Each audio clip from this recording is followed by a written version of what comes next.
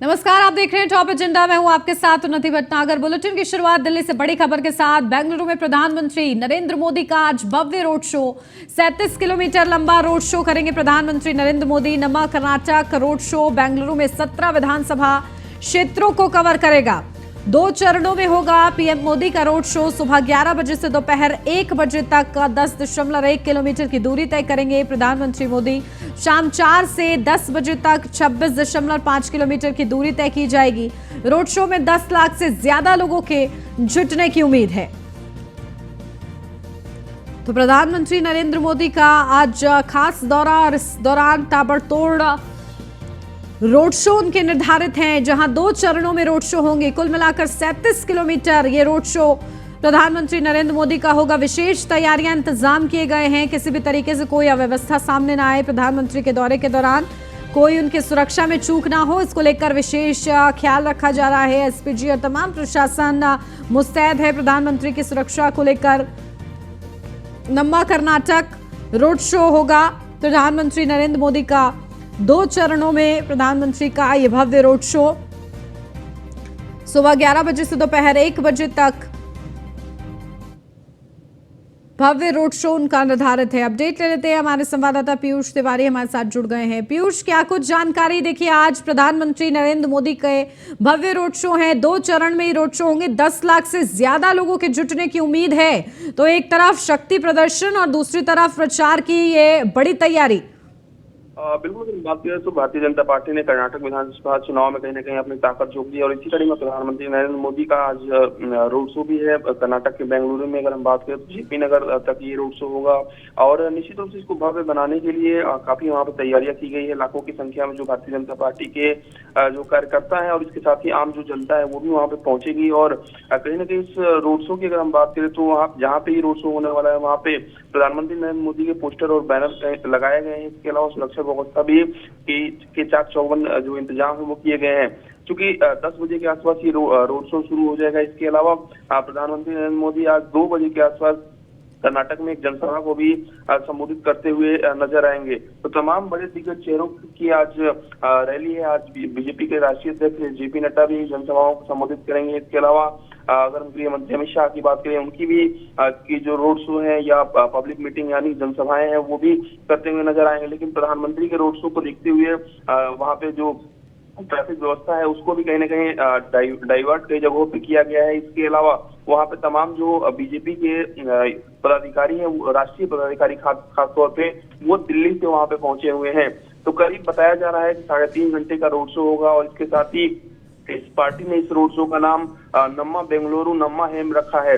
तो जिसका मतलब होता है हमारा बेंगलुरु हमारा गौरव। तो निश्चित रूप से प्रधानमंत्री जब भी अपनी कोई रैली करते हैं तो वो अपने आप में भव्य होती है और इस तरीके से प्रधानमंत्री को भी देखने के लिए वहाँ पे भीड़ उमड़ती है। ऐसे में आज देखना होगा किस तरीके से भारतीय जनता पार्टी ने तैयारी की है, क्योंकि भारतीय जनता पार्टी चाहती है किसी भी तरीके से कर्नाटक में सिंगल सीट पर भी भारतीय जनता पार्टी को नुकसान ना हो। यही कारण है कि भारतीय जनता पार्टी ने करीब 40 जो स्टार प्रचारक है वो बनाए थे। प्रधानमंत्री नरेंद्र मोदी सहित तमाम लोगों के इसमें नाम थे। बिल्कुल, तो देखिए बड़ी तैयारी है आज भी प्रचार की। पीयूष, आप बने रहिए हमारे साथ, लौटती हूँ आपके पास ज्यादा जानकारी के लिए।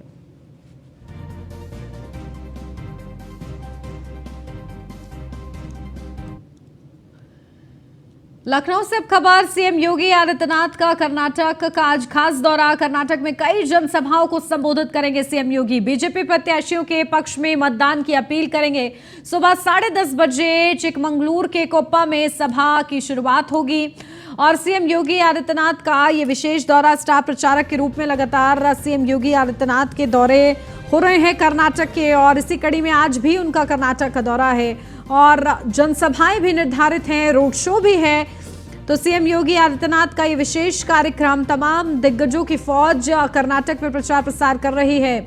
चाहे बीजेपी की बात कर लें या कांग्रेस की बात कर लें, तो वहीं खुद उत्तर प्रदेश के मुख्यमंत्री योगी आदित्यनाथ मोर्चा संभाले हुए हैं। कर्नाटक का आज उनका खास दौरा, प्रचार करेंगे। डबल इंजन सरकार की उपलब्धियों को गिनाने का प्रयास होगा। बीजेपी प्रत्याशियों के लिए वोट की अपील भी करेंगे सीएम योगी। तो उनका मिनट टू मिनट कार्यक्रम 11:55 पर दक्षिण कन्नड़ के पुत्तूर में रोड शो जनसभा। 10:30 बजे चिकमंगलूर के कोप्पा में सभा की शुरुआत और इसी के बाद 11:55 पर दक्षिण कन्नड़ के पुत्तूर में रोड शो। 1:20 पर उडुपी के करकला में जनसभा और रोड शो। इसी के साथ साथ 3 बजे उत्तर कन्नड़ा के भटकल विधानसभा में जनसभा करेंगे सीएम योगी आदित्यनाथ। 4:50 पर दक्षिण कन्नड़ा के बंटवाल विधानसभा में रोड शो होगी। तो ये विशेष कार्यक्रम जनसभाएं निर्धारित हैं सीएम योगी आदित्यनाथ की।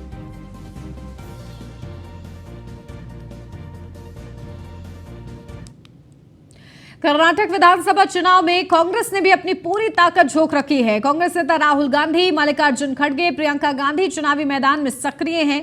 तो वहीं सोनिया गांधी भी आज से प्रचार की शुरुआत करेंगी। हुबली जिले में चुनावी रैली को संबोधित करेंगी सोनिया गांधी। तो कांग्रेस ने भी अपने जो दिग्गज हैं उनकी फौज उतारी है और आज सोनिया गांधी प्रचार करती हुई नजर आएंगी। आज से वो शुरुआत कर रही हैं प्रचार प्रसार की और इसी के साथ किस तरीके से वो अपने संबोधन के जरिए बड़ी बातें कहती हैं देखना होगा। अपडेट लेते हैं, हमारे संवाददाता पीयूष लगातार बने हुए हमारे साथ। पीयूष, देखिए, एक तरफ प्रधानमंत्री का खास दौरा, सीएम योगी आदित्यनाथ का दौरा कर्नाटक विधानसभा चुनाव के मद्देनजर, और वहीं सोनिया गांधी का भी खास दौरा। तो सीधा मुकाबला बीजेपी और कांग्रेस के बीच है। किस तरीके से एक दूसरे के निशाने पर रहेंगी पार्टियां?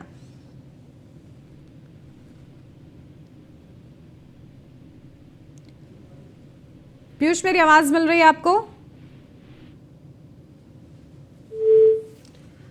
चलिए, शायद पीयूष से संपर्क टूट गया है, दोबारा से कोशिश करते हैं। लेकिन इसी बीच आपको बता दें, तमाम दिग्गज मैदान में हैं और प्रचार प्रसार की तैयारी है। कांग्रेस ने भी अपनी फौज उतार रखी है।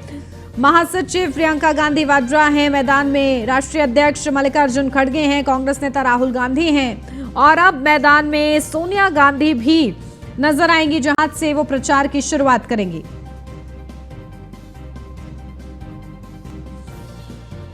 तो राहुल गांधी, मल्लिकार्जुन खड़गे, प्रियंका गांधी चुनावी मैदान में सक्रिय। सोनिया गांधी भी आज से प्रचार की शुरुआत करेंगी।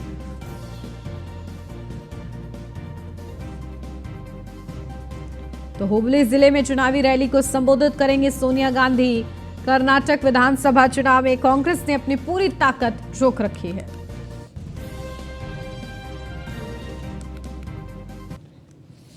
लखनऊ से अब खबर, बीजेपी प्रदेश अध्यक्ष भूपेंद्र चौधरी आज कई जिलों के दौरे पर रहेंगे। हापुड़, बुलंदशहर और अलीगढ़ में जनसभाओं को संबोधित करेंगे।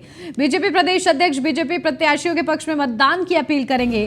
प्रदेश अध्यक्ष भूपेंद्र चौधरी का खास दौरा है, जहां आज 11 बजे से उनके कार्यक्रमों की शुरुआत होगी। हापुड़, बुलंदशहर और अलीगढ़ का दौरा भूपेंद्र चौधरी का। 11 बजे मनोहर हेरिटेज गढ़ रोड हापुड़ में सम्मेलन, दोपहर 1:30 बजे बुलंदशहर में कार्यकर्ता सम्मेलन, 4:30 बजे गायत्री पैलेस गुलर रोड अलीगढ़ में सम्मेलन। तो देखिए, बड़े सम्मेलन हैं। कार्यकर्ता सम्मेलन में शिरकत करेंगे भूपेंद्र चौधरी। 11 बजे मनोहर हेरिटेज गढ़ रोड हापुड़ में सम्मेलन होगा। इसी के साथ दोपहर 1:30 बजे बुलंदशहर में कार्यकर्ता सम्मेलन, 4:30 बजे गायत्री पैलेस गुलर रोड अलीगढ़ में सम्मेलन। तो भूपेंद्र चौधरी का ये खास दौरा निकाय चुनाव के मद्देनजर लगातार दिग्गज मैदान में है और इस दौरान प्रचार प्रसार किया जा रहा है। स्थानीय चुनाव है, ऐसे में जनसंपर्क साधने का प्रयास हो रहा है कि जनसंपर्क को दुरुस्त रखा जाए पूरी तरीके से, और इसी को लेकर विशेष इंतजाम किए जा रहे हैं। अपडेट ले लेते हैं, हमारे संवाददाता अशोक कुमार हमारे साथ जुड़ गए बुलंदशहर से। अशोक, क्या कुछ जानकारी? देखिए, भूपेंद्र चौधरी का दौरा है बुलंदशहर का, क्या कुछ खास रहेगा इस दौरान?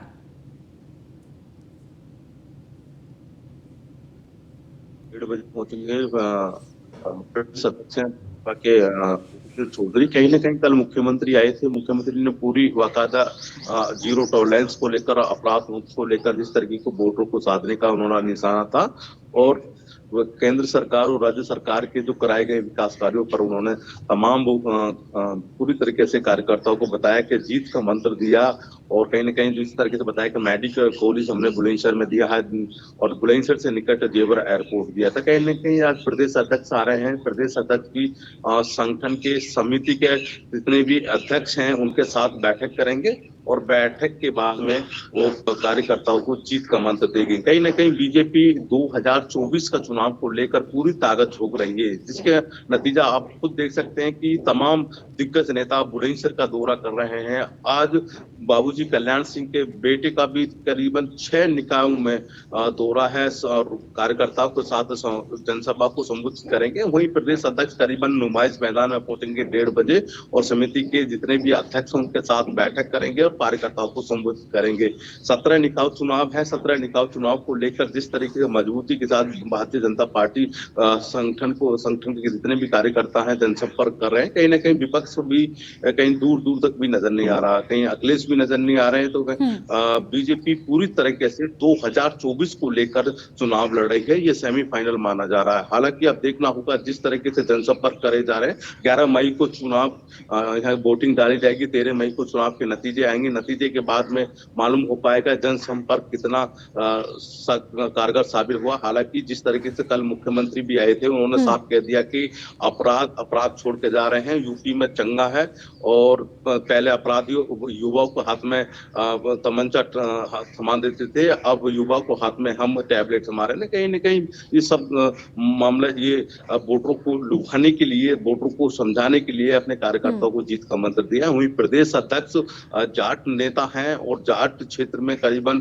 4 से 5 सीट दी है बीजेपी ने बुलंदशहर में। उन सीटों पर भी फर्क पड़ेगा और तमाम चीजों को किसानों को भी साधने की कोशिश करेंगे कि किसानों की बिजली मुफ्त मिली है। तो कहीं ना कहीं तमाम चीजों को रखी जाए, बीजेपी पूरी तरीके से ताकत के साथ में अपना जनसंपर्क कर रही है। यहाँ 1:30 बजे नुमाइश मैदान पहुंचेंगे। नुमाइश मैदान पहुंचने के बाद कार्यकर्ताओं को संबोधित करेंगे प्रदेश अध्यक्ष। फिर मालूम हो पाएगा, मीडिया से भी मुखातिब होंगे कि किस तरीके का उनका भाषण दिया और किस विपक्ष पार्टी को वो घेरने की कोशिश करेंगे बुलंदशहर। बिल्कुल। और देखिए बुलंदशहर में क्या स्थिति फिलहाल अशोक बनी हुई है, प्रत्याशी किस तरीके से कितनी मजबूती के साथ आगे बढ़ते हुए नजर आ रहे हैं? बिल्कुल, आपको बता दें कि बुलंदशहर सदर सीट पर तो लगभग उनका कब्जा रिहा है भारतीय जनता पार्टी का। ऐसी सीट हैं जहां पर अभी खाता भी नहीं खुल पाया है। कई सीट ऐसी हैं कि वनवास काट रही है बीजेपी, उन सीटों पर ताकत से झोंक रही है। कई स्याना सीट है और तमाम ऐसी सीट है। 17 निकाय चुनाव में बड़ी सीट है। खुर्जा भी ऐसी हॉट सीट है जिस पर पूरी तरीके से कई एमएलओ के वहां पर जनसंपर्क करने लगे हैं। 2 MP लग रहे हैं। तो कहीं ना कहीं तो बीजेपी बनाम निर्दलीय भी है और निर्दलीय बनाम और बीजेपी भी है कहीं सीट। तो कहीं ना कहीं चौंकाने नतीजे आएंगे। बीएसपी भी पूरी तरीके से फाइट दे रही है। जहाँ मुस्लिम क्षेत्र है, मुस्लिम वोटर पूरी तरीके से गुम है कि समाजवादी पार्टी को जाए या बीएसपी को जाए। तो ये देखना होगा कि चुनाव जैसे जैसे नजदीक आ रहा है तो समीकरण वैसे ही चेंज हो रहे हैं। बिल्कुल। और देखिए किस तरीके से स्थानीय चुनाव में किस पार्टी के प्रति हवा रहती है, ये देखना होगा। ठीक है, बहुत शुक्रिया अशोक आपको तमाम जानकारी के लिए। लखनऊ से अब खबर, डिप्टी सीएम केशव प्रसाद मौर्य आज कई जिलों के दौरे पर रहेंगे। निकाय चुनाव के प्रचार में जुटे हुए हैं डिप्टी सीएम केशव प्रसाद मौर्य। इसी के चलते ताबड़तोड़ जनसभाएं उनकी निर्धारित हैं। बीजेपी प्रत्याशियों के पक्ष में मतदान की अपील वो कर रहे हैं। आज भी उनका खास दौरा है, जहां कानपुर में बड़ी जनसभाएं निर्धारित हैं। उनका पूरा कार्यक्रम भी आपको बता देते हैं, जहां डिप्टी सीएम केशव प्रसाद मौर्य 12:40 पर झींझक कानपुर देहात में जनसभा करेंगे। 2:10 पर साकेत नगर कानपुर नगर में सम्मेलन शामिल होंगे। पिछड़ा वर्ग सम्मेलन में सम्मिलित होंगे केशव प्रसाद मौर्य। 3:30 बजे कल्याणपुर कानपुर नगर में जनसभा को संबोधित करेंगे। तो डिप्टी सीएम केशव प्रसाद मौर्य का कानपुर दौरा और इस दौरान बड़ी जनसभाएं उनकी निर्धारित है। झींझक कानपुर देहात में जनसभा करनी है 12:40 पर उनको। 2:10 पर साकेत नगर कानपुर नगर में सम्मेलन में शामिल होंगे डिप्टी सीएम। पिछड़ा वर्ग सम्मेलन में सम्मिलित होंगे केशव प्रसाद मौर्य। जनसभा को संबोधित करेंगे। 3:30 बजे कल्याणपुर कानपुर नगर में जनसभा को संबोधित करेंगे। तो डिप्टी सीएम केशव प्रसाद मौर्य का ये खास दौरा, उनका पूरा मिनट टू मिनट कार्यक्रम भी आपको बताया है। खास दौरे के दौरान वो किस तरीके से डबल इंजन सरकार की उपलब्धियों को गिनवाते हैं, बीजेपी प्रत्याशियों के लिए वोट करते हैं, पिछड़ा वर्ग के साथ सम्मेलन करते हैं, ये महत्वपूर्ण है। लखनऊ से अगली अपडेट, कई जिलों के दौरे पर रहेंगे डिप्टी सीएम ब्रजेश पाठक, जहां लगातार वो निकाय चुनाव में प्रचार प्रसार कर रहे हैं और इसी के चलते आज भी कई बड़ी जनसभाओं को वो संबोधित करेंगे। बीजेपी प्रत्याशियों के पक्ष में वोट की अपील भी करेंगे। जहां इटावा, कन्नौज, औरैया का खास दौरा डिप्टी सीएम ब्रजेश पाठक का। 11:15 पर भरथना इटावा में जनसभा करेंगे डिप्टी सीएम ब्रजेश पाठक। 12:40 पर गुरसाईगंज कन्नौज में जनसभा डिप्टी सीएम ब्रजेश पाठक की। 2:40 पर पुरानी नुमाइश ग्राउंड औरैया में जनसभा करेंगे। तो डिप्टी सीएम ब्रजेश पाठक का खास दौरा इटावा, कन्नौज, औरैया का। तो दोनों डिप्टी सीएम, प्रदेश अध्यक्ष, मंत्री, सांसद सभी मोर्चा संभाले हुए हैं, मैदान में उतरे हुए हैं। निकाय चुनाव के दूसरे चरण की अब बारी है। 4 मई का मतदान हो चुका है, अब 11 मई दूसरे चरण की तैयारी है और इसी तैयारी में तमाम दिग्गज जुटे हुए हैं। किंग चार्ल्स तृतीय के राज्याभिषेक समारोह में शामिल होंगे उपराष्ट्रपति जगदीप धनखड़। बंकिमगम पैलेस में स्वागत समारोह में शामिल होंगे उपराष्ट्रपति जगदीप धनखड़। वेस्टमिंस्टर एबे में होगा किंग चार्ल्स तृतीय का राज्याभिषेक। तो राज्याभिषेक समारोह में शामिल होंगे उपराष्ट्रपति जगदीप धनखड़। किंग चार्ल्स तृतीय का ये खास समारोह और इस दौरान उपराष्ट्रपति जगदीप धनखड़ शामिल होंगे।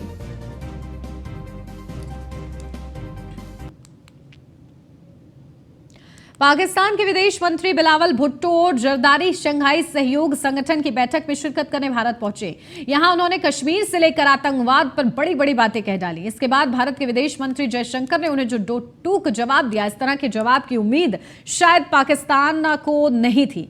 गोवा में एसएचओ बैठक की शुरुआत में विदेश मंत्री एस जयशंकर ने जब बिलावल से हैंडशेक करने की बजाय दूर से नमस्ते कर उनका अभिवादन किया तो दोनों देशों के बीच की तल्खी साफ जाहिर हुई। इसी घटना पर जब बिलावल से सवाल किया गया तो उन्होंने कहा कि जब तक भारत कश्मीर से आर्टिकल 370 हटाने के अपने फैसले पर संशोधन नहीं करता है तब तक पाकिस्तान भारत के साथ द्विपक्षीय वार्ता करने की स्थिति में नहीं है। इसके बाद जयशंकर ने प्रेस कॉन्फ्रेंस की तो उन्होंने एक एक कर पाकिस्तान के दोहरे मानदंड की परतें उधेड़नी शुरू कर दी। एस जयशंकर ने कहा कि आतंकवाद के मामले में पाकिस्तान की विश्वसनीयता उसके विदेशी मुद्रा भंडार की तुलना में तेजी से घट रही है।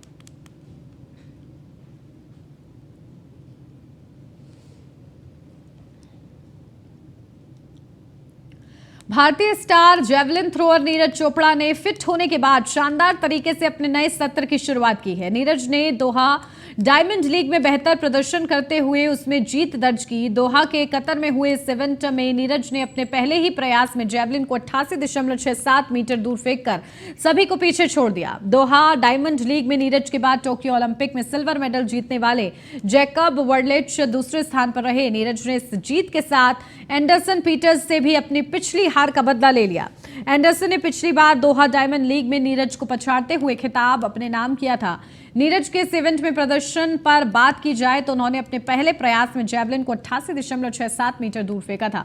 दूसरे प्रयास में नीरज ने 86.04 मीटर दूर जेवलिन को फेंका। तीसरे में 85.47 मीटर दूर।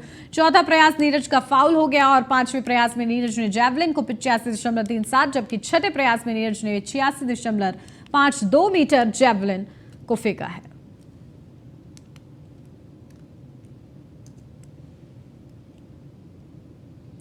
लखनऊ से अब खबर इलाहाबाद हाईकोर्ट के पूर्व न्यायमूर्ति का निधन। पूर्व न्यायमूर्ति आरपी यादव का निधन हुआ है। जौनपुर के खेतासराय के निवासी थे आरपी यादव। इलाहाबाद हाईकोर्ट के पूर्व न्यायमूर्ति का निधन। जौनपुर के खेतासराय के निवासी थे आरपी यादव, जिनका निधन हुआ है। हाईकोर्ट के पूर्व इलाहाबाद हाईकोर्ट के पूर्व न्यायमूर्ति का निधन, दुखद ये खबर। पूर्व न्यायमूर्ति आरपी यादव का निधन हो गया है।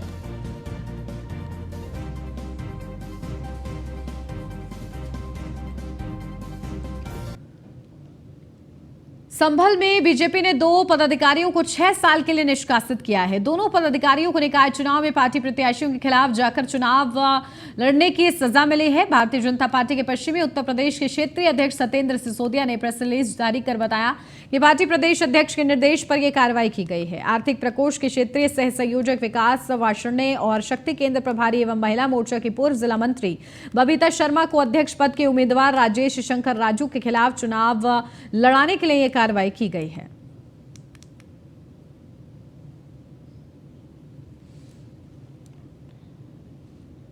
मैनपुरी में मतपेटिकाओं की रखवाली करने के लिए सपाइयों ने स्ट्रांग रूम के बाहर अपना डेरा जमा लिया है। सपाइयों का आरोप है कि मतपेटी के साथ छेड़छाड़ की जा सकती है, इसलिए हम सभी यहां तैनात हैं। आपको बता दें, नगर निकाय चुनाव में 4 मई को हुए मतदान के बाद मतपेटियों को कड़ी सुरक्षा व्यवस्था के बीच सदर ब्लॉक में स्थित स्ट्रांग रूम में सुरक्षा व्यवस्था के बीच रखा गया है, जहां पर स्ट्रांग रूम को सील कर उनकी सुरक्षा व्यवस्था के लिए पुलिस फोर्स तैनात किया गया है। वहीं 13 मई को होने वाली जनगणना की तैयारी भी शुरू हो गई है। समाजवादी पार्टी के कार्यकर्ताओं को मतपेटिकाओं को लेकर भय सताने लगा है, जिसके चलते कार्यकर्ता और प्रत्याशी के प्रतिनिधि मतपेटियों की रखवाली के लिए स्ट्रांग रूम के बाहर टेंट लगा डेरा जमा कर रखवाली कर रहे हैं।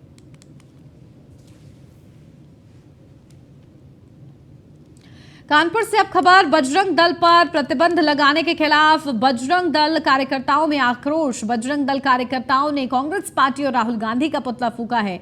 बजरंग दल कार्यकर्ताओं ने कांग्रेस के खिलाफ जमकर नारेबाजी भी की है। कांग्रेस पार्टी को बजरंग दल ने हिंदू विरोधी बताया है। साकेत नगर दीप तिराहे पर जमकर प्रदर्शन किया गया है। तो बजरंग दल की तरफ से कांग्रेस पार्टी के लिए आक्रोश जाहिर किया गया है और हिंदू विरोधी होने का कांग्रेस पार्टी पर बजरंग दल ने आरोप लगाया है। कांग्रेस नेता राहुल गांधी का पुतला फूंका है, कांग्रेस का पुतला फूंका है और अपनी नाराजगी को व्यक्त किया है।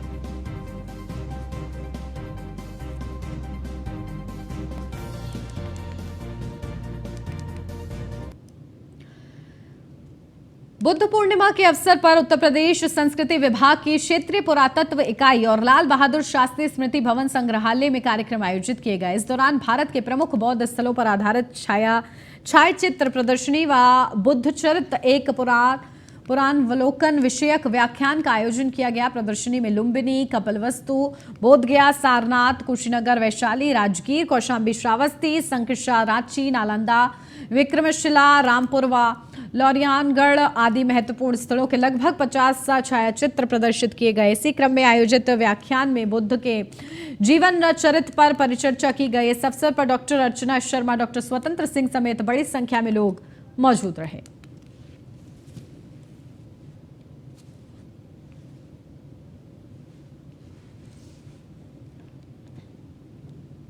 गाजीपुर में कैबिनेट मंत्री अनिल राजभर ने अफजाल अंसारी को तन्हाई बैरक में रखे जाने की पर प्रतिक्रिया दी है। उन्होंने कहा है कि अफजाल को जेल मैनुअल के मुताबिक जेल में रखा गया।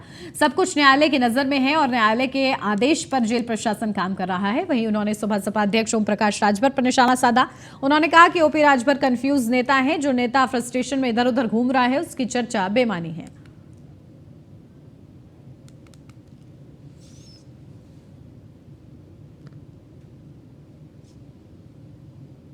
काम करता है और सारी चीजें माननीय न्यायालय के नजर में है।